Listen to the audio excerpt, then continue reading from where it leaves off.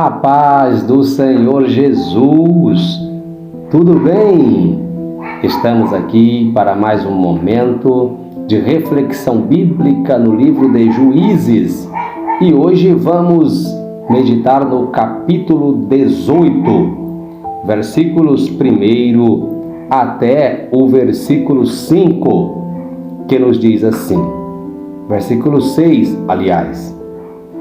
Naqueles dias não havia rei em Israel, e nos mesmos dias a tribo dos danitas buscavam para si herança para habitar, porquanto até aquele dia, entre as tribos de Israel, lhes não havia caído em herança bastante sorte, e enviaram os filhos de Dan, da sua tribo, 5 homens dos seus confins, homens valorosos, de Zorá e de Estaol, a espiar e rastejar a terra. Lhes disseram: Ide, rastejai a terra. E vieram à montanha de Efraim, até a casa de Mica, e passaram ali a noite.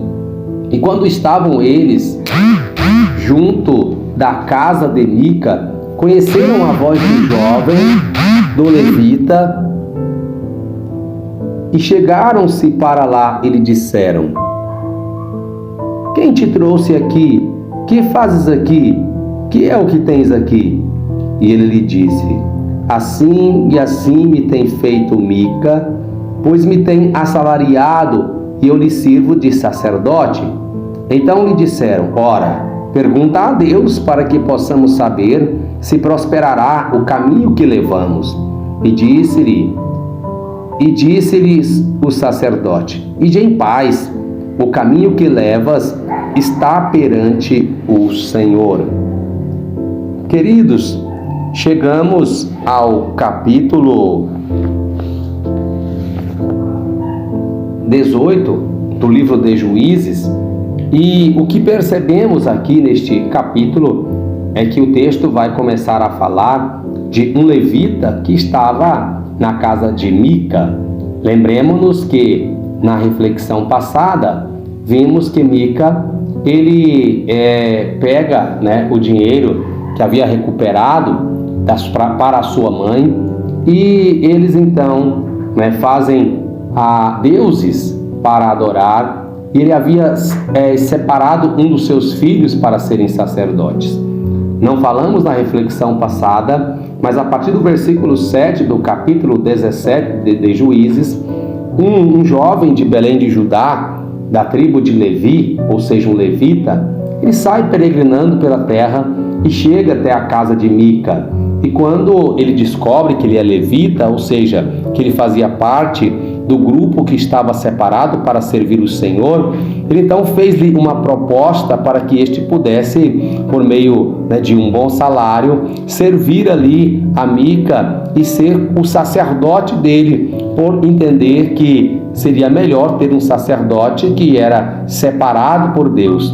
A única coisa que nós temos que observar é que aqueles deuses que foram criados, aquelas imagens de escultura que foram criadas por Mica e por sua família, não eram a imagem de Deus, mas eram deuses conforme os seus corações eles entendiam.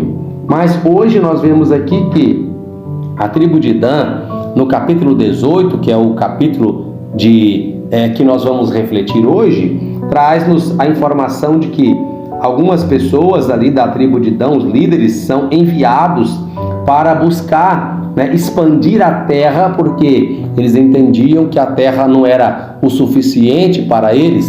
E eles saem, e a Bíblia diz que eles, andando pela terra, chegam à casa de Mica. Ali eles habitam, e naquele lugar eles então ouvem e reconhecem a voz daquele jovem levita que estava naquele lugar. Vão perguntar o que ele fazia naquele lugar, e aquele jovem então diz que foi colocado por sacerdote, por aquele homem, por um bom salário, para que servisse ali aos deuses que eles haviam criado. Então esses homens que haviam vindo ali das suas terras, eles então pedem que ele consulte a Deus, se ele era sacerdote, para que eles pudessem então saber se o caminho que eles iam seguir era, um caminho que ia dar resultado. Aquele sacerdote então lhe diz: olha, ide em paz, o caminho que levardes está perante o Senhor. Pois bem, hoje eu quero refletir com vocês acerca desta afirmação deste sacerdote. Porque, vejamos, primeiro, nós temos que entender que este sacerdote era um sacerdote que estava desviado, do caminho do Senhor. Por quê? Ele estava servindo aos deuses de Mica, ou seja, os deuses de Mica não era o Senhor, aquele a quem ele havia sido designado por pertencer a uma tribo separada para servir o Senhor. Mas a Bíblia diz que ele estava servindo por dinheiro, por interesse financeiro, ali àquele sacerdote, pois nós vemos lá no capítulo 17, a partir do versículo 8, que diz assim, que aquele homem ele partiu da cidade de Belém para peregrinar onde quer que achasse comodidade, ou seja, ele achou comodidade na casa de Mica, aquilo foi confortável para ele, ele aceitou aquela proposta, ainda que esta não fosse agradável diante do Senhor. E é o interessante que eu quero refletir com você hoje, é sobre o seguinte questionamento: como pode uma pessoa que está com a sua vida fora do caminho, da direção, do propósito de Deus, lançar uma palavra sobre alguém em nome do Senhor?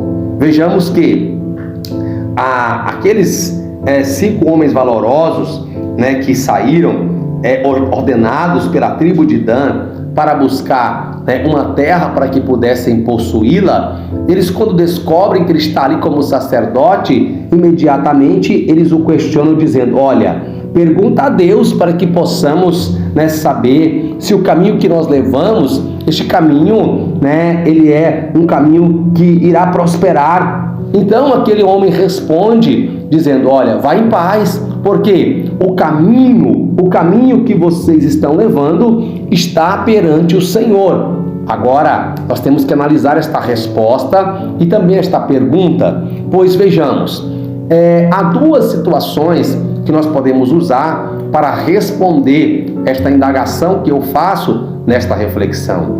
Primeiro, nós temos que entender que uma pessoa que não está vivendo a vontade de Deus, esta ainda assim pode ser usada pelo Senhor se houver uma necessidade de Deus orientar o seu povo e não houver alguém disponível, disposto a ser usado pelo Senhor, que esteja dentro dos padrões estabelecidos pelo Senhor e pela sua palavra. Ou seja, Deus, ele usa quem quer, ele tem autoridade. Eu quero lembrá-los que um dia nós vamos perceber que, registrado no livro do profeta Isaías, o Senhor chama a Ciro, um rei ímpio, de seu servo. Nós percebemos que também o Senhor fala no livro de Daniel a respeito de Nabucodonosor, que aquele homem que era mau, que vivia uma vida completamente de impiedade diante do Senhor, o Senhor diz que ele está sendo usado para trazer correção ao povo de Israel. Ou seja, Deus usa uma pessoa que não tem nenhum compromisso com ele para que ele possa assim trazer ao seu povo aquilo que lhe apraz. Logo, nós não devemos confiar que uma pessoa que não está aí na vontade do Senhor deve ser então o nosso líder, o nosso condutor, aquele que nos dirige, porque a Bíblia diz que um cego com certeza guiará o outro cego para o buraco. Mas nós temos que andar com homens de Deus que são tementes ao Senhor, que além de nos trazer orientação, pode nos conduzir para o caminho do céu.